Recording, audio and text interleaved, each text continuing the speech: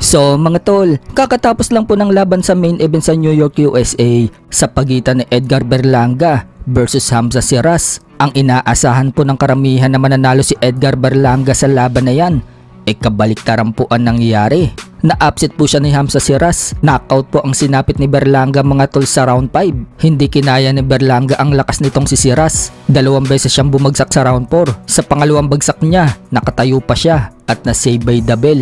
Pero pagpasok ng round 5 mga tol, hindi pa tumatagal. Tinamaan na naman ng solid itong si Berlanga. Yanig na naman ito at napatukod yung kamay. Agad pumagit na yung referee at itinigil na po yung laban. Kaya nakuha po ni Hamza Siras ang panalo via knockout sa round 5. Dahil sa panalo ni Hamza Siras, siya na po ngayon ang mandatory sa WBC Super Middleweight. Nananatili pa rin po siyang walang talo. Umabante na ang record sa 22-0 and 1 draw with 18 knockouts. Habang yan na po ang pangalawang talo ni Edgar Berlanga, bumagsak na po ang record sa 23 wins and 2 losses with 18 knockouts. Ang isa pa niyang talo, nagmula dito kay Canelo Alvarez. Bagamat pinabagsak din siya ni Canelo Alvarez sa round 3, umabot po sa desisyon yung laban nila. Nanalo lang si Canelo via unanimous decision.